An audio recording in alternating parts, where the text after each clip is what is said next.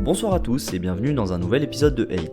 J'espère que vous vous portez bien, ça fait une semaine qu'il n'y a pas eu de vidéo et j'ai pas compris. La chaîne a pris 80 abonnés pendant cette semaine et je vois déjà certaines mauvaises langues qui vont me dire c'est pas énorme. Ça l'est, je vous arrête tout de suite, ça l'est, c'est énorme pour moi en fait. Parce que pour vous donner une petite idée de ce que c'est globalement 50% d'abonnés en plus que ce que j'avais lorsque la dernière vidéo est sortie. Donc en une semaine, 50% de plus que ce qui s'est passé en à peu près 2 mois. Donc enfin, c'est beaucoup. C'est beaucoup, vraiment. Donc on est sur une dynamique de youtubeurs professionnels. Donc vous commencez à me connaître, je pense. Bienvenue à tous les nouveaux venus. C'est un immense bonheur de vous accueillir sur cette petite chaîne familiale. Et merci à vous tous de me soutenir. J'espère que les épisodes qui vont arriver vont continuer à vous faire frissonner. Et en ce qui concerne l'histoire d'aujourd'hui, elle va parler à toutes les personnes qui aiment faire des voyages en voiture la nuit. Vous allez très vite comprendre pourquoi, puisque sans plus attendre, voici le récit de John.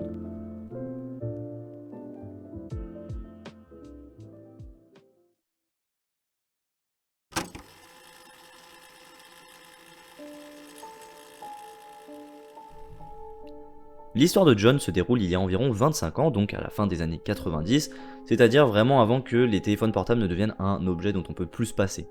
John a alors 17 ans et il voyage avec Alex, son petit frère de 13 ans, en Colombie-Britannique du Nord. La Colombie-Britannique, c'est une province du Canada qui est réputée pour les montagnes, la randonnée ou encore le ski, parce que c'est notamment dans une de ces stations que se sont déroulés les Jeux Olympiques de 2010, et donc vous vous en doutez, la ville principale de Colombie-Britannique, c'est Vancouver.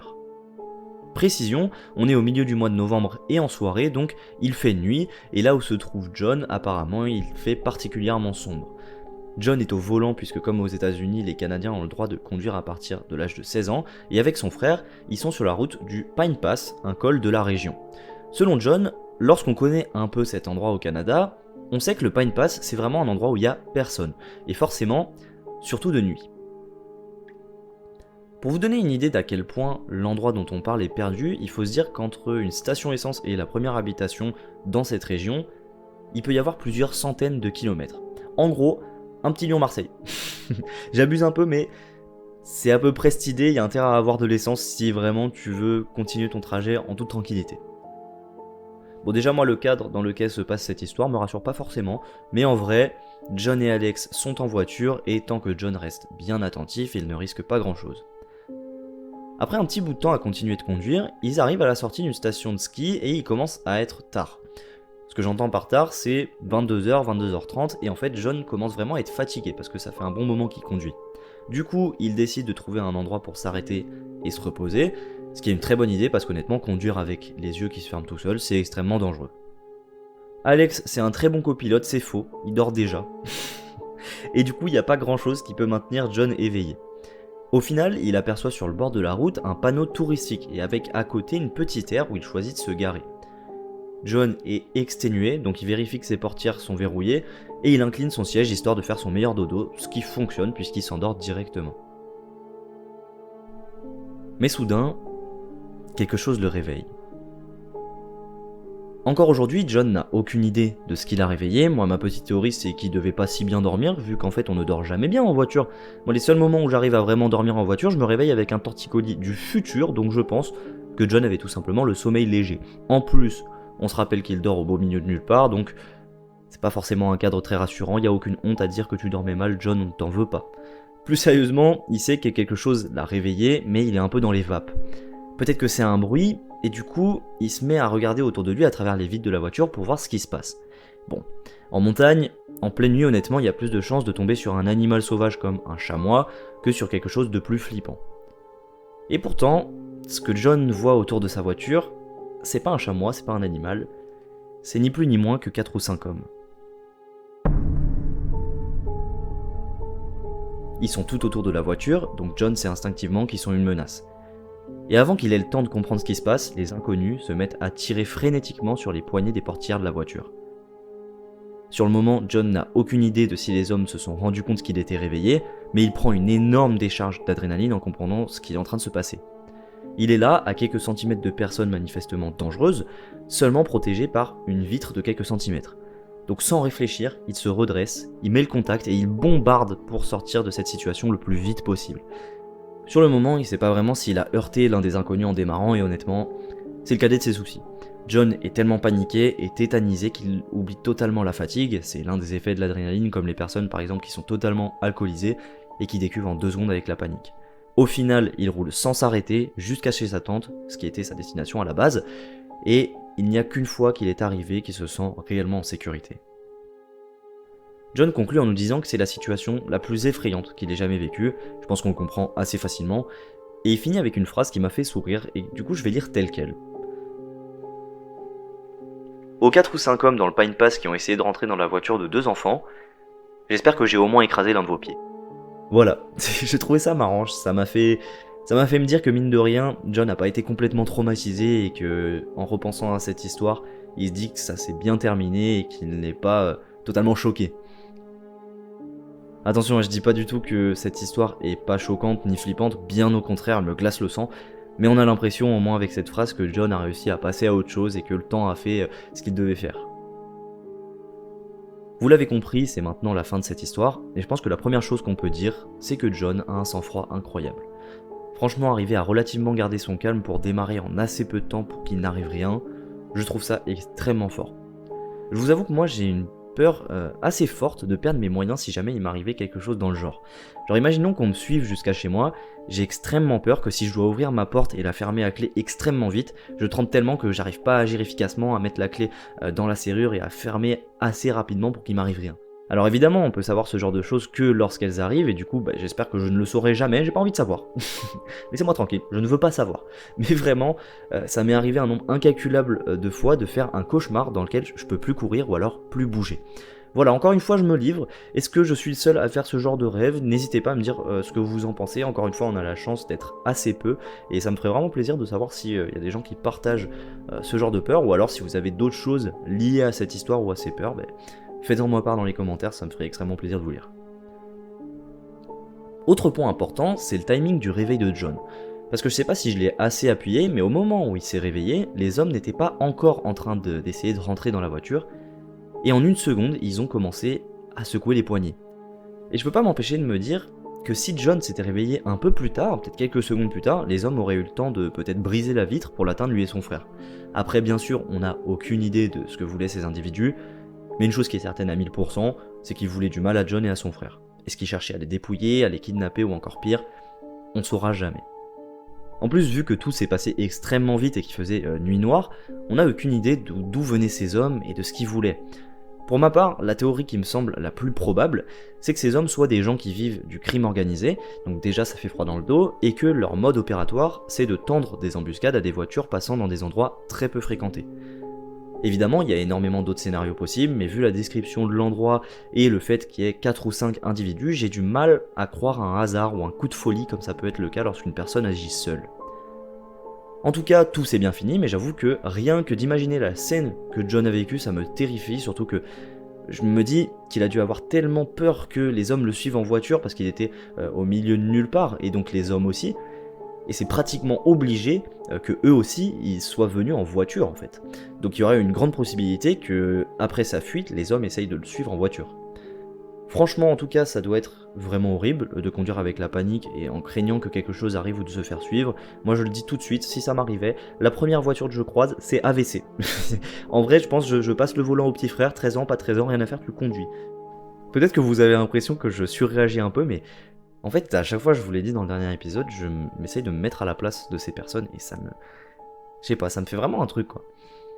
Donc vous commencez à être habitué, mais pour moi, cette histoire est totalement vraie. A la rigueur, j'ai juste un point d'interrogation sur la réaction du frère de John, parce que John ne parle plus du tout de son frère après avoir dit qu'il s'arrêtait se reposer, c'est-à-dire au début, milieu de l'histoire. Mais je mets quand même ça sur le fait que les deux ont dû vivre la même chose, et donc que c'était pas forcément obligé de préciser ce détail, mais ça m'a un peu surpris. En tout cas, pas de quoi remettre en doute cette histoire selon moi.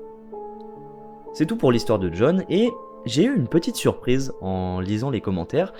En fait, il y a un Redditor qui raconte qu'il ou elle, on sait pas si c'est un homme ou une femme, a vécu une situation un peu similaire. Donc je vais vous la raconter en bref. Pour simplifier, je vais utiliser le pronom elle, mais c'est vraiment arbitraire, encore une fois, on sait pas s'il s'agit d'un homme ou d'une femme, et c'est pas très important pour l'histoire.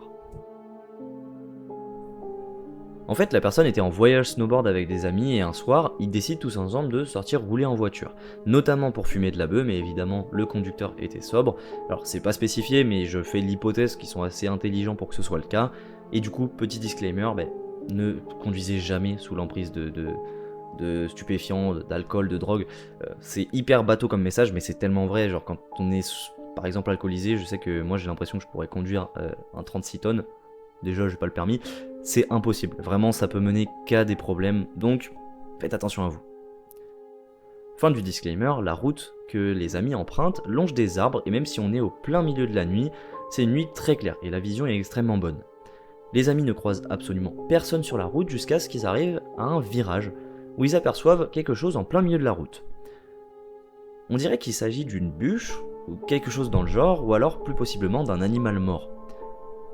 Forcément le conducteur ralentit mais en se rapprochant de plus en plus, le groupe d'amis distingue que c'est pas un animal qui se trouve sur la route mais une personne.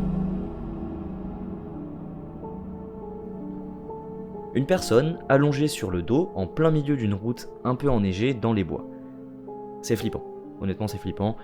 À ce moment-là il faut garder en tête que c'est le premier signe humain que les amis rencontrent depuis environ 1 heure à rouler, et autour aucun signe d'une voiture, d'un véhicule, rien. Évidemment dans la voiture tout le monde se met à paniquer, ils savent pas ce qu'ils doivent faire, et finalement les amis prennent la meilleure décision, c'est-à-dire de ne pas s'arrêter et d'emprunter la première route qui mène à leur logement pour y rentrer au plus vite. Vous allez peut-être me dire, c'est pas forcément la meilleure solution, ils ont quand même laissé une personne peut-être blessée ou inconsciente dans la nuit et le froid, ils auraient pu l'aider. Je suis d'accord, mais vous allez voir que c'est peut-être véritablement la meilleure décision. À peine ils passent la personne allongée sur la route que l'ami du Redditor qui est en train de conduire appelle la police pour leur donner la position de la personne possiblement blessée. De retour au Airbnb que les amis ont loué pour les vacances, la police rappelle pour demander plus d'informations sur le lieu où ils ont vu le corps parce que, effectivement, ils sont rendus sur place et ils n'ont rien trouvé. Le lendemain, les amis en ont la confirmation, les recherches de la police n'ont rien donné, il n'y avait personne sur des kilomètres sur la route que les amis ont indiqué à la police. Et c'est vraiment à ce moment-là qu'ils ont froid dans le dos, parce qu'en fait ils étaient 4 dans la voiture, et les 4 sont catégoriques, ils ont tous vu la personne allongée sur la route. Voilà. Je sais pas quoi dire. Ça me glace le sang honnêtement, il y a un gros mystère autour de cette histoire, mais surtout l'explication la plus probable, elle est vraiment flippante. En fait, pour ceux qui écoutent des histoires d'horreur, je pense que vous avez compris que c'était très certainement une mise en scène d'un guet-apens. Le but c'est que la personne qui conduit s'arrête pour secourir la personne sur la route, et qu'une fois sortie de la voiture, elle soit vulnérable pour faire on ne sait quoi.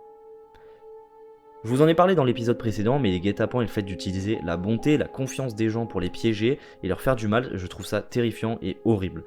Voilà, donc on ne sait pas vraiment ce qui se serait passé si les amis s'étaient arrêtés, au moins ils étaient plusieurs, mais en tout cas, j'ai trouvé cette histoire ultra angoissante et je me suis dit que c'était une bonne occasion de faire un premier épisode avec 2 histoires en même temps.